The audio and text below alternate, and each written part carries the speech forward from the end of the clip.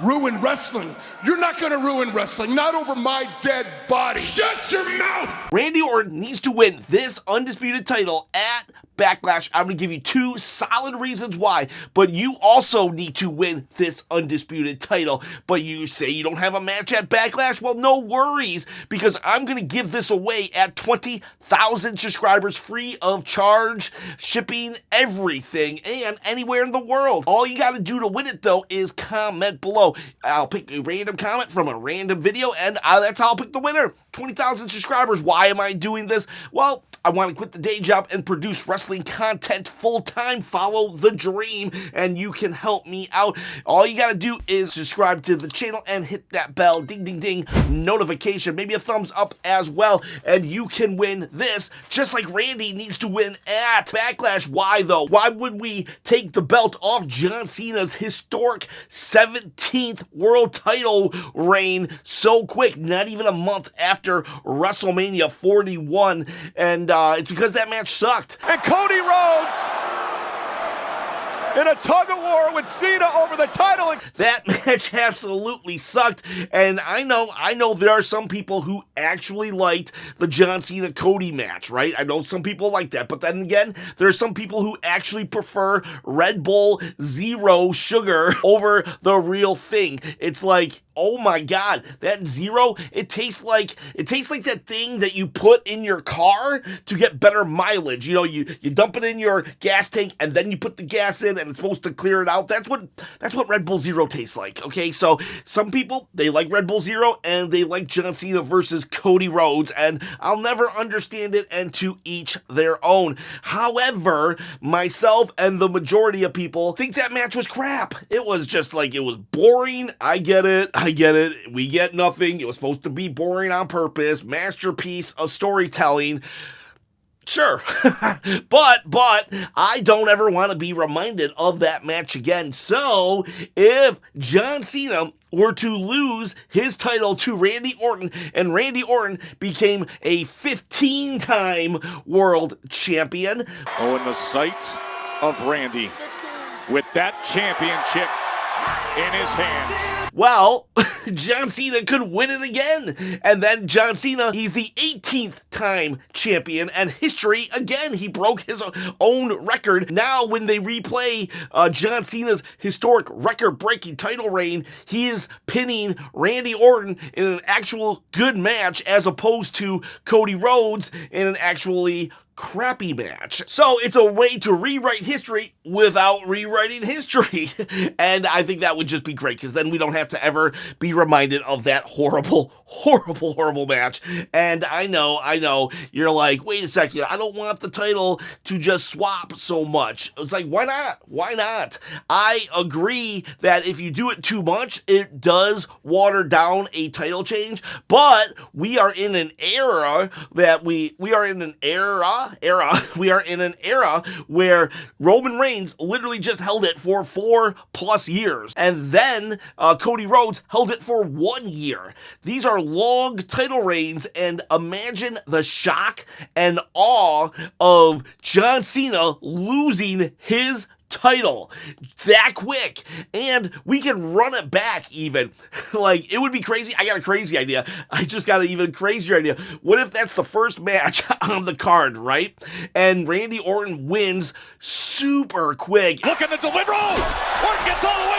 RKO. And the crowd just blows up because nobody would expect that, right? They're just like, holy crap, we just saw history. But then John Cena's like, can't, no way, this is happening. I get a rematch. And they could be like, John, we got rid of that rematch clause a long time ago. And John then says, oh, no way, I'm actually grandfathered in because my contract is from like a long time ago when we did have a rematch clause, so that he gets a rematch the same night and John Cena wins it back. So like in the first match, of Backlash, John Cena loses it. It's crazy. It's amazing. It's awesome. And then at the end of the night, John Cena wins it back. And it's like, oh, John, curse you, John, for ruining wrestling. You're ruining wrestling by these quick title changes, making us go home sad. So it fits still within John Cena's, trying to ruin wrestling plot. And yeah, and you might still be like, no, that sucks. I mean, okay, maybe it does suck. I don't know. And you might be saying, no, it's too quick of a change. They've done this before. They've actually done this before, and it was Randy Orton and John Cena involved. John Cena had been injured, so he lost. He had to relinquish the title, and at the pay-per-view, Randy Orton actually was awarded the title. By the power vested in me, the new WWE Champion, Randy Orton. They were like, here you go, Randy. But then the wrestler, Triple H, came out and was like, no. You don't want to win like this. I've won like this before. You don't want to win like this. And Randy's like, yeah, I kind of do. But they have a match, right? So officially, Randy Orton is champion. He was given it. But they had a match on the spot. Introduced to the ring post. And the roll up. The cradle. And the new WWE Champion. Triple H then wins the title. But Randy Orton's like, no.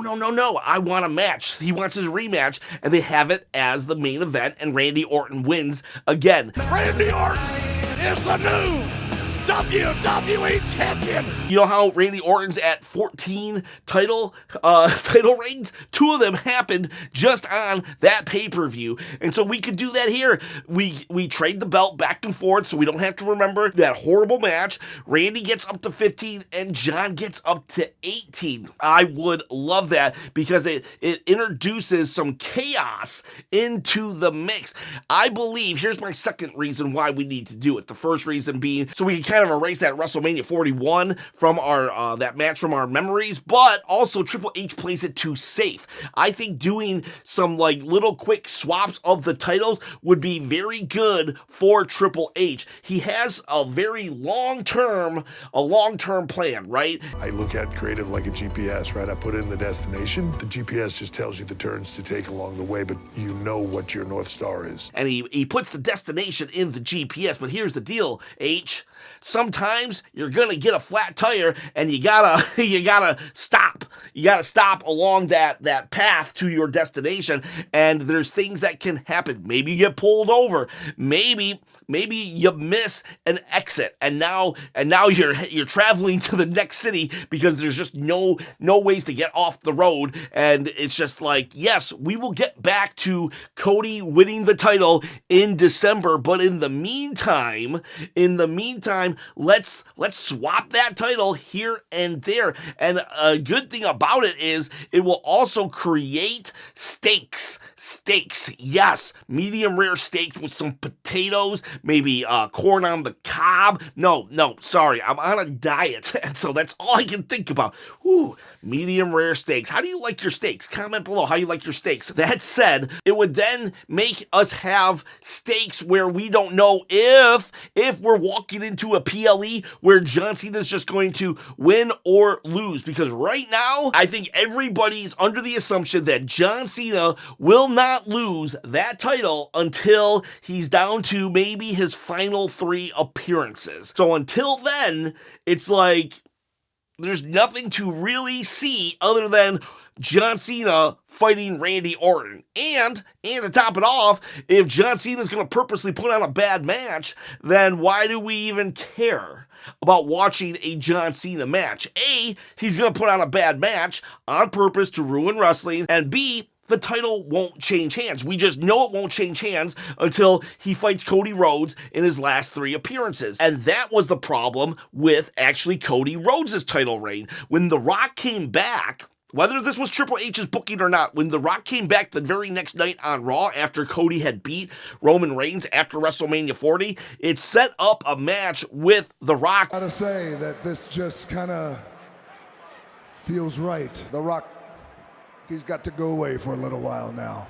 But when The Rock comes back, The Rock is gonna come back for you. where everyone just assumed that it was going to happen at WrestleMania 41. And then when The Rock pretty much bowed out, it was like, we wasted all of this time just assuming The Rock and Cody was going to happen, therefore that Cody wouldn't lose his title. Had The Rock never said, I will see you again, Cody, we will fight again, Cody, let me hold your belt, Cody, boy, that feels great. Maybe we could have started believing that Solo Sikoa would have won the title, that Kevin Owens would have won the title, and then we wouldn't think that that title reign was as boring as most people do. There's a lot of people who think that his title reign was lackluster, and I can't blame them because there was really no point in which I thought they were going to let Cody lose the title. I knew in my heart of hearts that he was going to lose it at WrestleMania. And so I was just kind of waiting.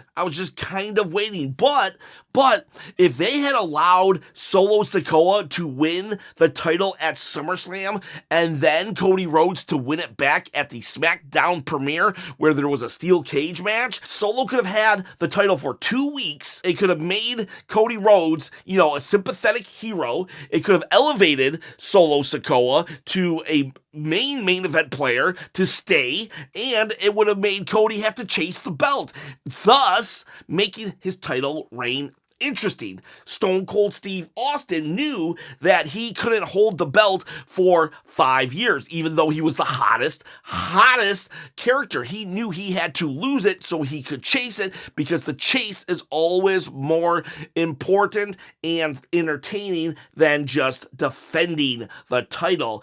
And so, it would have helped Cody greatly had Triple H just thrown a couple curveballs in.